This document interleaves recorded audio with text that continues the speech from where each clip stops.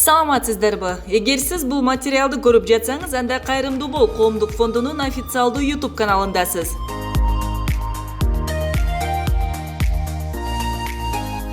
Алгач видеону баштаардан мурун биздин каналга катталып, подписаться кнопкасын басып коюуну унутпаңыз. Демек, сиз бул кнопка аркылуу кайрымдуулук кылып жатасыз. Анан албетте коңгуроону күйгүзүүнү унутпаңыз, себеби биздин видеолорду алгачкылардан болуп көрө аласыз.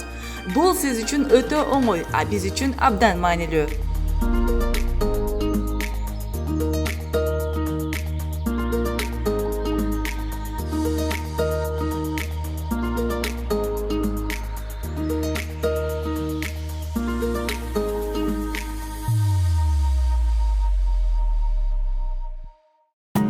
Тартуу кылып булырды тарых үчүн сыямын, оңололу барыбыз, мен өзүмдү тыямын.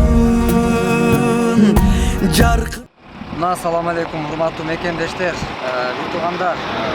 Бүгүнкү күндө канчалаган ар кандай аты жаман оорулар менен ооруп аткан бир туугандарыбыз бар, мекендештерибиз бар. Бирок алардын бүгүнкү күндө өз убак саатында учурунда каражаттын жетишпегендигине байланыштуу бүгүн кыргыздар көчөдө мына ушундай аргасыз ушундай иштерге өттү. Азыр сиз көрүп турган мына ушул турган жигит биздин бир мекендешибиз. Бирок бул бир тууганыбыз өзү үчүн эмес, бир кыргыз мекендеш үчүн ушул жерде күндүн ысык, мына азыр канча градус ысык болуп турат. Жолдон машинанын нары бери өткөн чаңында ушул жерде бир адамга пайдам тийгизип коеюн деп, ушул айылдан жаш күч деп топтоп, анан бул жерде мына ушундай ар бир өткөн машинадан мына ушундай каражаттарды топтоп аракеттерин жасашып жатышат.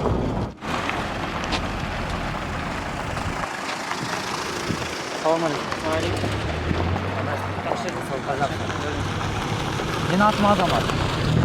Айрым жетекчи болом. Анан бул жерде мына силерди мен дайыма бул менен уже үчүнчү өтүп атабыз. Мынакей ушул жердеги жаш күч. Мынакей азыр бул жерде жардам берип, мына убактысын бөлүп, момда күнүн ысыгында туруп, мына кечке чейин тыйын топтошуп, бул жерден бир топ жардамы тийип турган бир туугандарга Алла ыраазы болсун, ушу жетекчилиңерге рахматыбызды айтабыз.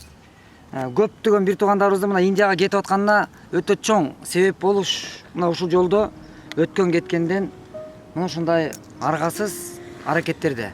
Бирок ушундай күнүн ысыгындагы мындай аракетке Кудай буйрса мен ойлойм, Аллахтын чоң-чоң сыйлыктары менен Кудайым буйрса кайтарат деп. Алла ыраазы болсун силерге. Канчалаган бир туугандарга өмүрүнө бир шамчырак болуп жанып берип атасыңар. Кудайым ыраазы болсун. Болот келечек жакшылыкты туямын, жаркырасын Кыргызстан,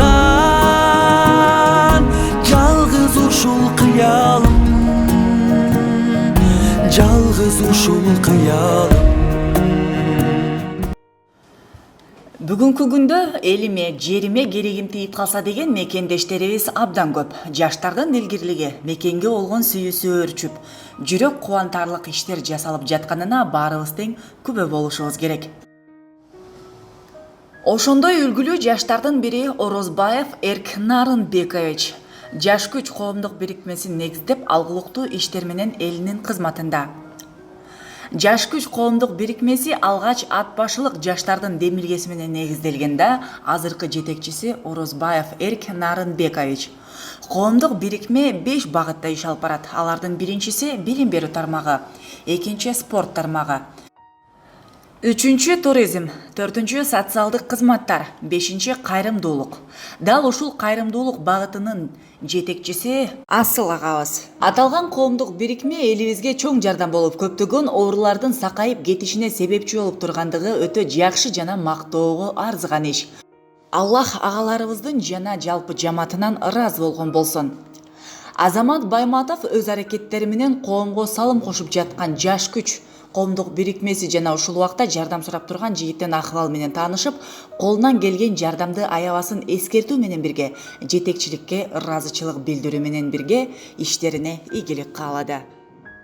Жалгыз ушул кыялым.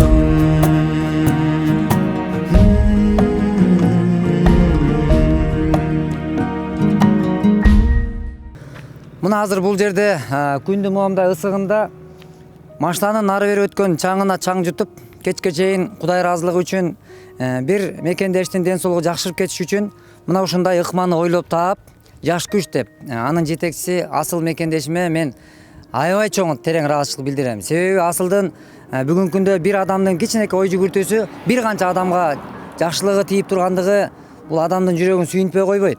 Ошон үчүн Кудай буйруса ниет кылсак дагы жакшыны кылып, иш кылсак да жакшы иш кылып, Кудай буйруса бир келген бул жагында жакшылыктарды гана насип кылсын деп Кудайдан тилейбиз. Эч ким оорубасын. Бирок ооруп кандайдыр бир акча каражаты маселени жараткан кезде мына ушул жерде туруп бир күндө 20 миң, 25, 30 миңге чейинки аралыкта акчаны топтошуп, ошонун мынакей бул жерде турган бир тууганыбыз дагы балдарды тамак алып келип ушул жерде эме кылып, мына ушундай азыр турган эжебизге дагы акча чогултуулар жүргүзүлүп, мына эжекебиз Кудайга шүгүр жеңил операциядан өтүп, Турциядан операция болуптур.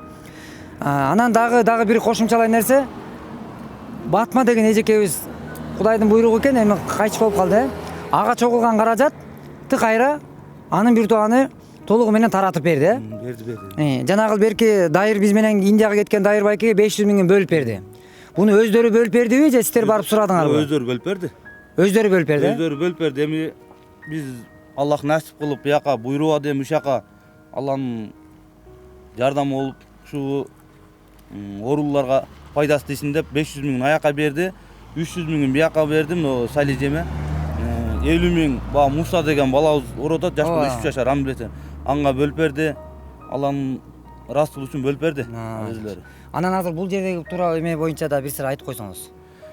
Бул жерде эми кечке менде байке 30 миң чогулат же 25 миң чогулат. Ушуну ким көзөмөлдөйт? Тууган урук менен баягы эл журт менен баягы акчаны сумманы бир топтолгандан кийин аны топтош дагы бир сураган жерден дагы сураш кыйын экен. Ушундо жолду ушу Асылдар бизге эме болуп берген үчүн баягы өчүрөт коюп берет. Мисалы 4 больной болсо 5 күндөнбү 4 күндөн бөлүп берет.